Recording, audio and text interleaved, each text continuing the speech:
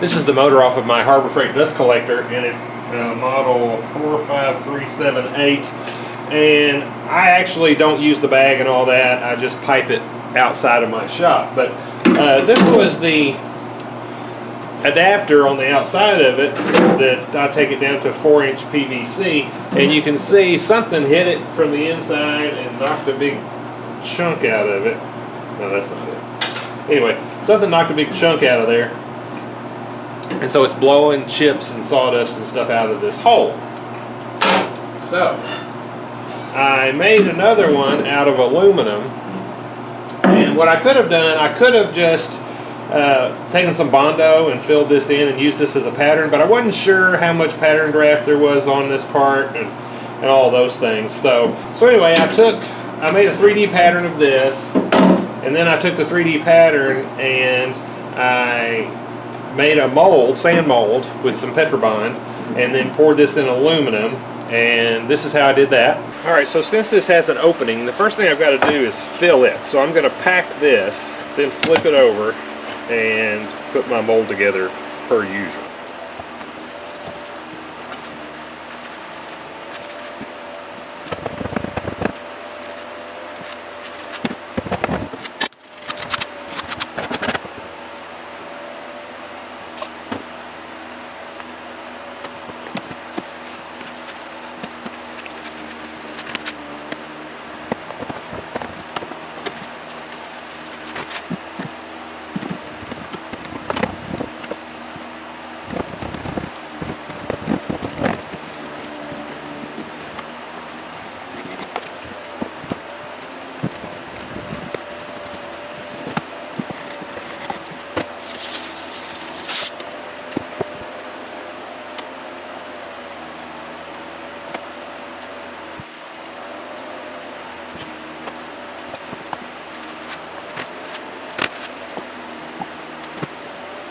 I made a plug to help push this down, because actually I found that my draft in here is not correct.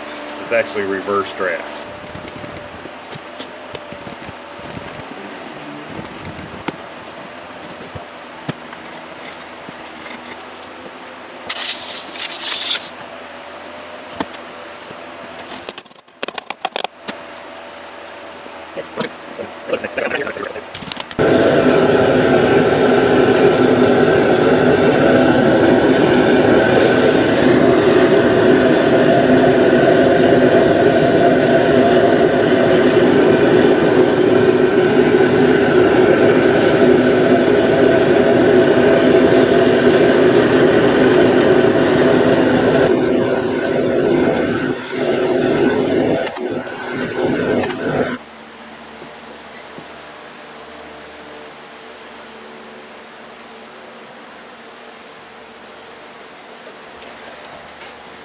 Alright, let's see how we did.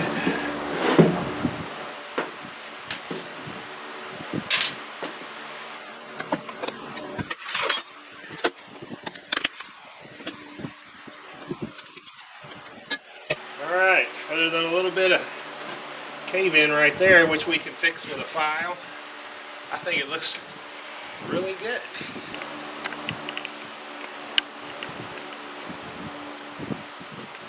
So once then, getting back into the shop, I sanded this off.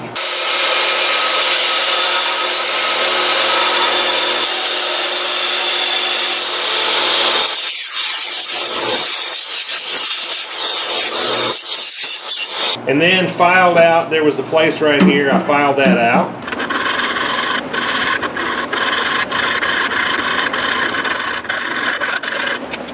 Then I transferred the holes. Now I could have just taken this and used a transfer punch, but I was attempting to show another way of doing it with your DRO and kind of made a mess of it. But anyway, I'll show you that. This is how I transferred the holes. I thought I'd just take a second to show you a way that I use to transfer holes.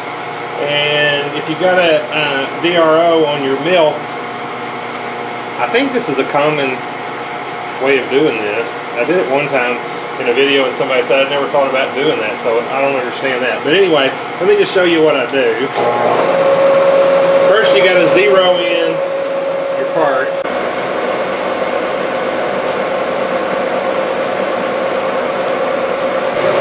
Okay, so that's got me zeroed in, and then I'm going to find each one of these holes. That's pretty good. So now I'm going to change it. I'm going to say Statham 1, enter, and I'm going to zero that out. Now I go to the next one, and I say Statham 2, enter, and I'm going to zero that out. And you just keep going. Okay, so now I've replaced my edge finder with a spotting drill, and I'm just going to go around and spot these holes.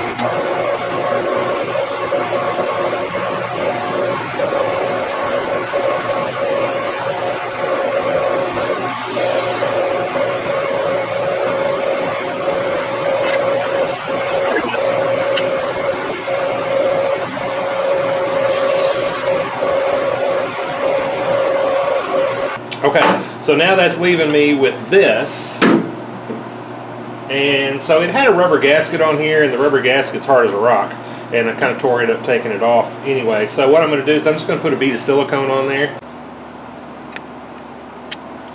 Now that's probably not the least bit necessary, because if I didn't seal it, sawdust would quickly jam up in those little holes probably, and it would be a non-issue, but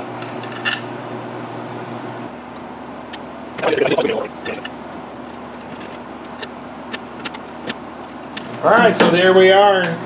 Better than the original. Hopefully, I'll just get this reinstalled and it'll work great.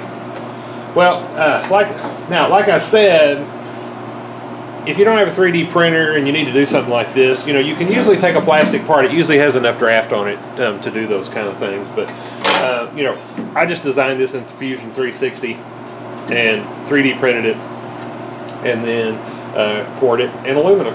Anyway, I hope this was interesting to you. Thank you for watching.